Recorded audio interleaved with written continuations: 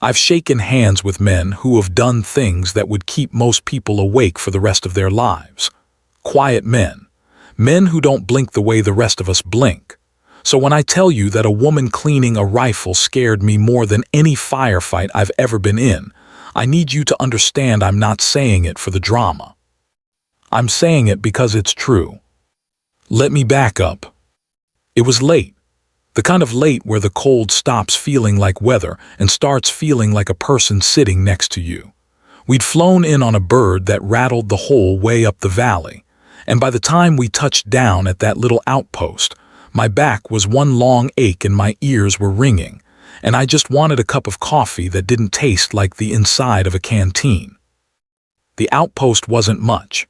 A few stacked stone walls the engineers had reinforced with sandbags, a comms shed, a generator that coughed like an old man every 20 minutes, and a low building they used for everything.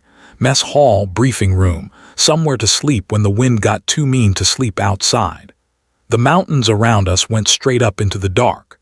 You couldn't see the peaks. You could only feel them, the way you feel a ceiling in a room with the lights off. I was the senior man on that visit.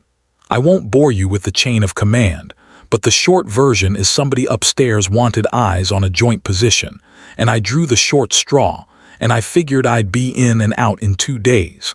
I'd commanded teams in places I can't talk about. I'd done the long swims and the longer waits. I thought, honestly, that there wasn't a whole lot left out here that could surprise me. That's usually right around when the world decides to teach you something.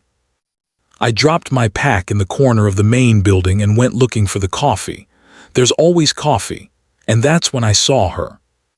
She was sitting at the far end of a long wooden table under a single bulb that swung a little every time the generator hiccuped. She had a rifle broken down in front of her, a CheyTac M200, the big one, the kind of weapon that looks less like a tool and more like a piece of machinery that fell off a satellite. Long, heavy, built for distances that don't make sense to most people. And she was just tuning it. I don't know how else to say it. She wasn't cleaning it the way you clean a weapon before an inspection, fast and bored. She had each piece laid out on a cloth in an order that meant something only to her. She'd pick one up, turn it under the light, set it down. She'd touch the barrel like she was checking the temperature of a child's forehead. There was a little notebook beside her, soft at the corners, full of numbers in tiny handwriting, and every so often she'd write something in it without looking up. 2 younger soldiers were nearby, pretending to play cards. I say pretending because nobody was actually playing. They kept glancing at her the way you glance at someone famous when you're trying not to stare, and nobody said a word to her, not one word. In a room that small on a night that long, that silence was its own kind of strange. I poured my coffee. I'll admit it tasted exactly like the inside of a canteen. I walked over, set my cup down a polite distance away, and nodded at the rifle. "That's a serious piece of hardware," I said, just making noise, just being friendly.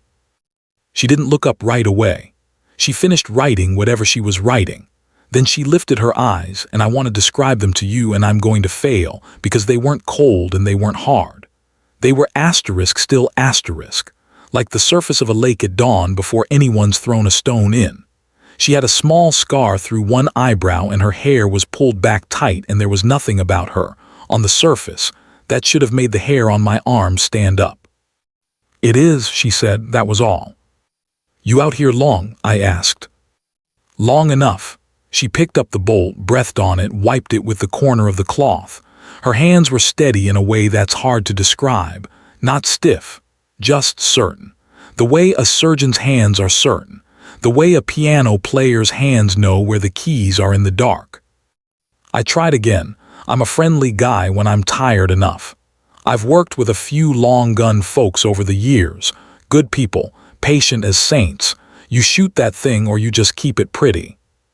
One of the card players made a small sound. A laugh he tried to swallow and couldn't quite. The other one elbowed him. The woman looked at me then, really looked, and there was the faintest movement at the corner of her mouth, not a smile, just the memory of where a smile might go, and she said, "I shoot it." "How far?" She held my eyes for a second longer than was comfortable. "Far enough that I had time to change my mind," she said, and she went back to her notebook. "Now, I've been in a lot of rooms with a lot of people who wanted me to think they were dangerous. You learn to spot it. The puffed chest, the hard stare they practiced in a mirror somewhere. It's a costume. It's noise." This was the opposite of noise. This was a woman who didn't need me to believe anything about her at all. And that, more than any story, is what put the cold finger on the back of my neck. I took my coffee to the other end of the table. I figured I'd let her work, but I couldn't stop watching her hands. There's a thing snipers do that most people never see because most people never get close enough or stay quiet enough to notice. They talk to the rifle, not out loud, not usually, but there's a relationship there. The weapon is half the equation. The other half is everything the human brings to it. The breathing, the heartbeat, the math, the patience, the willingness to lie absolutely still while every muscle screams. She was running all of that in her head right then. I could tell, even sitting at a table with a cup of cold tea going colder beside her. She was rehearsing. A staff sergeant came in, stamping snow off his boots, and saw me, and saw who I was sitting near, and his whole posture changed. He came over and introduced himself low and quick. "Good man." Tired eyes. I asked him, just to be sociable, how the unit was holding up out here in the cold and the quiet. He glanced at the woman, lowered his voice even more. "You don't know who that is," he said. It wasn't a question. "I know she's good with a rifle," I said. He looked at me like I just described the ocean as asterisk some water. "Commander," he said, "that's Wren." I waited. The name meant nothing to me yet. "You really don't know," he said, and there was something almost gentle in it now, like he felt sorry for me. 3,912 meters. I did the conversion in my head out of habit, and then I did it again, because the number couldn't be right. "That's not a real number," I said. "It's a real number," he said. "That's almost 4 kilometers. I know what it is." "Commander." He sat down across from me and he wrapped both hands around a mug he hadn't filled yet, just to have something to hold. "I was there," he said. "I'll tell you, but not loud. She doesn't like it told loud." And outside, the wind came down off the mountain like it wanted in, and the bulb swung, and at the far end of the table the woman they called Wren slid the bolt back into the rifle with a sound like a key turning in a very old lock. "Tell me," I said. So he did. He started the way people start when the thing they're remembering is bigger than the words they have for it. Slowly, with a lot of looking at the table. "You have to understand the ground first," the staff sergeant said, "because the shot doesn't mean anything without the ground." "There was a valley," he said. He didn't give me the name and I didn't ask.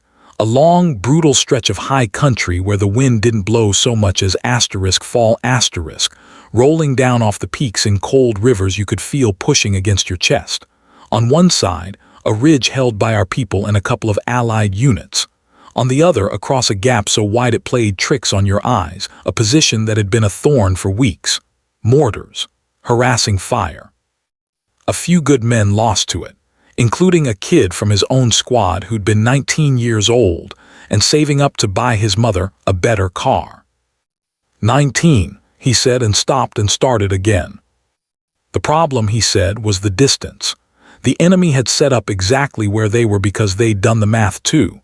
They knew the gap was beyond the reach of anything we could put on them with precision. They could lob fire across, duck behind stone, and laugh. They felt safe.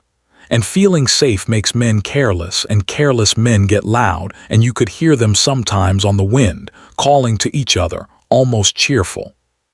That's the part that got under everyone's skin, he told me. Not the danger, the cheerfulness asterisk, like it was a game and they'd already won. They'd brought Wren up the line 3 days before.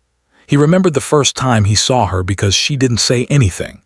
She just walked the ridge, slow in the worst of the cold, with that big rifle slung and a small spotting scope in her hand, and she looked at the gap the way you'd look at a math problem somebody told you couldn't be solved.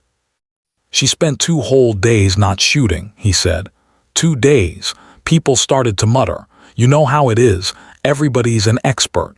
Everybody's got an opinion about the sniper who isn't shooting. But she wasn't idle. She was asterisk reading asterisk.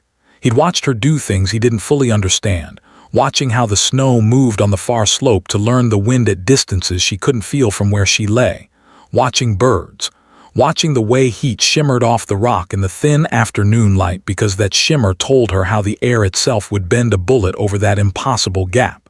She filled pages in that little notebook. She talked to nobody. She ate cold and slept less. On the second night, the staff sergeant said, I brought her a coffee just to be human about it. And she looked at me and she said, it can be done. I just don't want to do it wrong. And I didn't know what to say to that, so I just left the coffee. I glanced down the table. Wren had finished reassembling the rifle. She was sitting very still now, both hands flat on the cloth, eyes half closed, resting or praying. With some people you can't tell the difference. The morning it happened, he went on, the air was perfect. That's the thing nobody tells you about a shot like that. It's not about being brave in the moment. It's about waiting, sometimes for days, for the one window where the whole world holds its breath at the same time. The wind drops, the lights flat, the temperature's stable top to bottom, and you've got maybe a minute, maybe less, where all your math is true at once. He said she'd been in position since before dawn. Lying in the same spot for hours, in cold that cracks your lips and freezes your eyelashes, not moving, because moving means warming up, and warming up means shaking, and shaking means missing. He said the spotter beside her, a quiet kid named Doyle, had been calling tiny corrections in a whisper for so long that his voice had gone hoarse. And then the wind just stopped, he said. He held up a hand, fingers spread, and slowly closed it. Just like that. The snow on the far slope went still, and I swear to you, Commander, the whole ridge felt it. 40 guys who didn't know what was happening all stopped talking at once. He said you could hear the rifles report roll down the valley and come back off the far walls like an echo of an echo. And then nothing. That's the worst part, he said. The wait. At that range, the bullets in the air for God, I don't even know, a long time. Long enough that you start to think you imagine the whole thing. Long enough that Doyle stopped breathing. Everybody did. I realized I'd stopped breathing too, sitting in that warm little room hearing it secondhand, weeks later, half a world away from wherever it had happened. And then we saw it through the scopes, he said. The target dropped. The threat that had killed our people, that had made us feel small in our own valley, gone. One shot. Across a gap that every smart person in 3 countries said couldn't be crossed. He sat back. 3,912 meters, he said. They measured it twice because nobody believed it the first time. There's people whose whole job is to argue about the official number. I don't care about the official number, I was their asterisk. I watched her do the impossible because she refused to do it sloppy, and then he leaned forward again, and this is the part his voice cracked on. And then she didn't celebrate. You'd think there'd be cheering. There was from the rest of us, but not from her. She just put her head down on her arm, for a long time, and when she got up she walked off by herself, and one of the guys followed her to make sure she was okay, and he came back and said she was just sitting, looking at her hands. Why, I asked. He shrugged, but it wasn't a careless shrug. It was the shrug of a man who'd thought about the answer a lot and never landed it. I asked her once, he said, weeks later, I asked her why she didn't celebrate the best shot anybody's ever heard of, and you know what she said. What? She said, because I'll never not remember it, the good shots and the bad ones, they all live in here. He tapped his own chest. And then she said the part I think about all the time. She said, people want it to be about the rifle, the numbers, the distance. It's never about that. It's about being willing to carry it after. I looked down the table again. Wren had opened her eyes, and I had the uncanny feeling she'd known we were talking about her the whole time and had let us. The way you let children whisper, because stopping them would only make a bigger thing of it. There's something else, the staff sergeant said, quieter now. She doesn't tune that rifle every night because she's bored. She does it because she made a promise to herself after that valley. She said if she was ever going to be that good at something so heavy, she was going to be asterisk perfect at the part she could control. The cleaning, the math, the patience.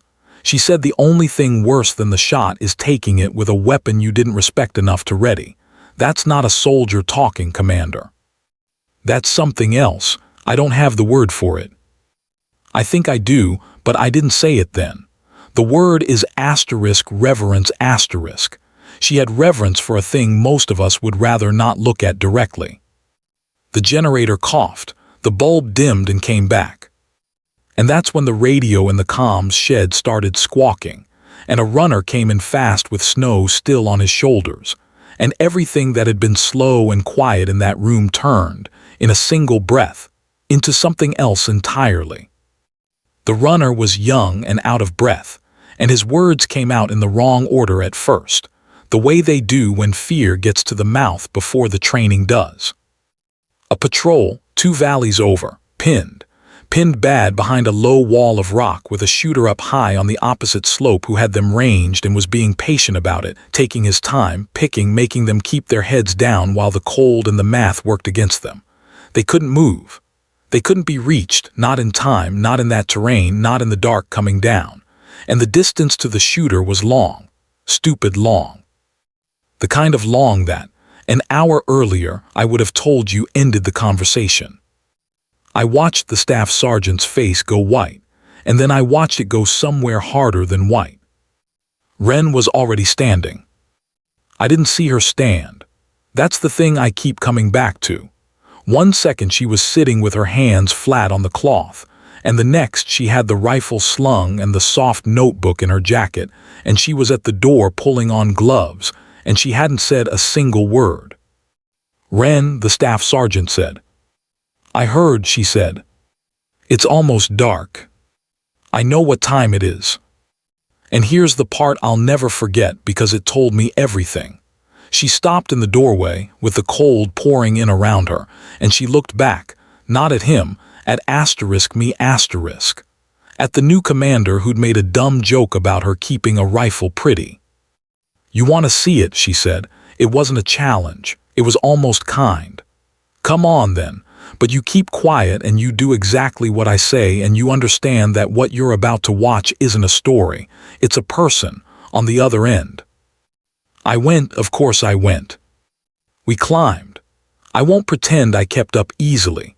She moved through that black, broken ground like she'd been born on it, and I scrambled behind, and the staff sergeant came too, and Doyle, the spotter from the legend, who turned out to be real and quiet and had a face like a man who'd seen the trick done once and would follow this woman into a volcano on the strength of it. We came up onto a high shoulder of rock where the wind hit us full. Below and across, far enough that the world curved a little in between, were the 2 slopes the runner had described, our patrol's position a smudge of darker dark behind their wall, and somewhere on the far side the shooter. Wren went down onto the ground like water finding its level, smooth, silent. The rifle came up onto its bipod. Doyle settled in beside her without a word, scope to his eye, and they began. And I finally understood what the staff sergeant had meant, that it wasn't about the rifle. She lay there in the killing cold and she got asterisk quiet asterisk, not just her body, all of her. Her breathing slowed until I couldn't see it. Doyle whispered numbers and she answered with the smallest movements, a click here, a breath out held. She read the wind in 3 places at once across that whole black gap, using things I couldn't see, the bend of a far-off plume of snow, the way the cold sat heavier in the low ground. She was doing math that men with computers argue over, and she was doing it in the dark, in her head, with someone's life on the wrong end of being wrong. And then she stopped moving entirely. The staff sergeant had told me about this, about the window, about waiting for the one moment when the whole world holds its breath at the same time, and I felt it, I swear I felt it. The wind, which had been shoving at us, just eased. The way a crowd goes quiet when something true is about to happen. I don't have a better way to say it. The mountain held still. "Send it when you're ready," Doyle breathed. I want to tell you she took it fast. She didn't. There was one more pause, half a second maybe, and in that half a second I understood the thing she'd said weeks before in a valley I'd never see, far enough that I had time to change my mind. She wasn't hesitating. She was making sure. She was carrying it before she'd even taken it, choosing to. The rifle spoke. The sound rolled out over the gap and came back smaller off the far walls. And then there was the weight, the awful beautiful weight. The bullet somewhere out in all that dark, traveling longer than a sound has any right to travel. And Doyle stopped breathing and I stopped breathing and the staff sergeant beside me had his eyes shut like a man in church. And down in the dark, the fire on the far slope stopped. Just stopped. It took a moment for the patrol below to understand. Then we saw movement, real movement. Men rising from behind their wall, breaking for cover they could finally reach, alive, getting to go home to whoever was waiting for them.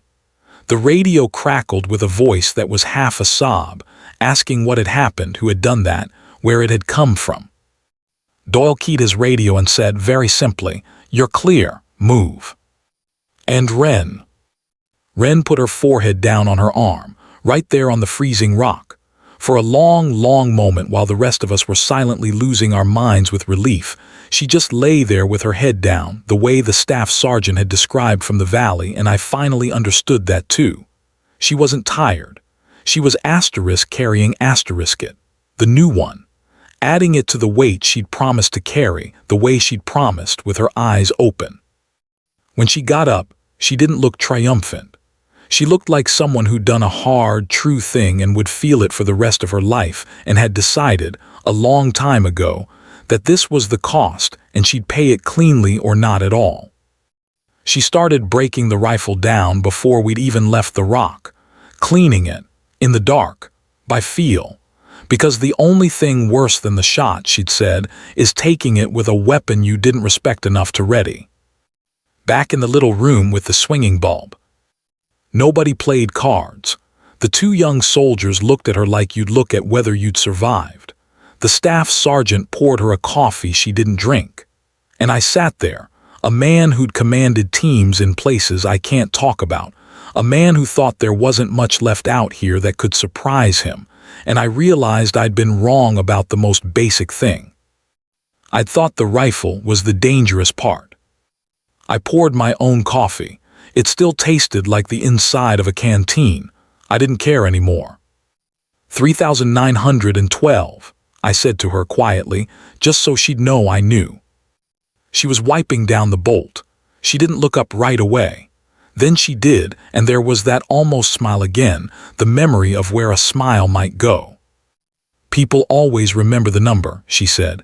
"Nobody ever asks what it cost." And she breathed on the bolt and wiped it clean, and set it gently down on the cloth in the order that meant something only to her. I've shaken hands with men who have done things that would keep most people awake for the rest of their lives. But I've only met one person who taught me that the bravest thing isn't the impossible shot. It's being willing to carry it after, every night by hand in the dark, and never once asking anybody to call it heavy.